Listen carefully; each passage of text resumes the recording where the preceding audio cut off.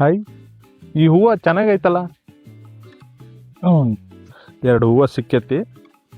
ಈ ಕಿವಿಗೊಂದು, ಈ ಕಿವಿಗೊಂದು. ಹಾಂ, ಇವಾಗ ಚೆನ್ನಾಗಿ ಕಾಣ್ತೀನಿ. ಯಾವುದೋ ಒಂದು ಪ್ರಾಪರ್ಟಿ ಬಂದೈತಿ, ತಡಿ. ಲೈಕ್ ಮಾಡಿದೆ, ಕಮೆಂಟ್ ಮಾಡಿದೆ, ರೇಟ್ ತಿಳ್ಕೊಂಡೆ. ಏನಪ್ಪ ಭಾಳ ವೀಡಿಯೋ ನೋಡ್ತಾಯಿದ್ದೆ, ಏನು ಸಮಾಚಾರ? ಓ ಡಾಕ್ಟ್ರೇ ಬರ್ರಿ.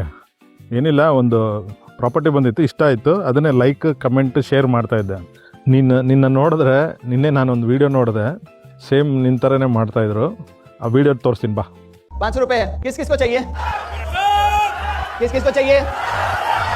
वन लास्ट टाइम, आओ ऊपर आओ। आपने वो काम कर दिया जो यहाँ पे कोई और नहीं कर पाया। 1% डर तो आपके दिल में भी था ना कि बॉडीगार्ड रोक देंगे। अपॉर्चुनिटी आपके सामने होगी, अपॉर्चुनिटी लेने के लिए बहुत सारे लोग इंटरेस्टेड भी होंगे, बट एक्शन उठाने वाले को उसका रिजल्ट मिलेगा।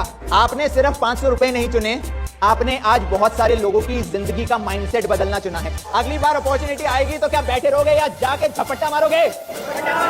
मारना ही पड़ेगा, नहीं तो कोई और मार लेगा।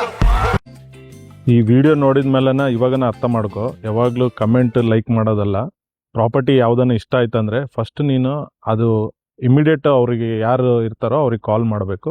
ಕಾಲ್ ಮಾಡಿ ಆ ಪ್ರಾಪರ್ಟಿ ಅವೈಲೇಬಲ್ ಇದೆ ಅಂದರೆ ಇಮಿಡಿಯೇಟ್ ನೀನು ಹೋಗಿ ವಿಸಿಟ್ ಮಾಡಬೇಕು. ಓಕೆ, ವಿಸಿಟ್ ಮಾಡಿದ ಮೇಲೇ ನಿನಗೆ ಆ ಬಡ್ಜೆಟ್ ಶೂಟ್ ಆದ್ರೇ ಮುಂದಕ್ಕೆ ಹೋಗಬೇಕು. ಹೊರತಾಗಿ ಸುಮ್ಮನೆ ಕಮೆಂಟ್ ಲೈಕ್ ಶೇರ್ ಮಾಡೋದ್ರಿಂದ ಏನು ಪ್ರಯೋಜನ ಇಲ್ಲ. ಸುಮ್ಮನೆ ಟೈಮ್ ವೇಸ್ಟ್ ಆಗ್ತಾ ಇರುತ್ತೆ ಆ್ಯಂಡ್ ಪ್ರಾಪರ್ಟಿ ವ್ಯಾಲ್ಯೂಷನ್ ಜಾಸ್ತಿ ಆಗುತ್ತೆ.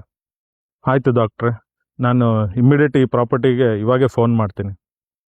ಹಲೋ, ಪ್ರಾಪರ್ಟಿ ಇದೆಯಾ ರೀ?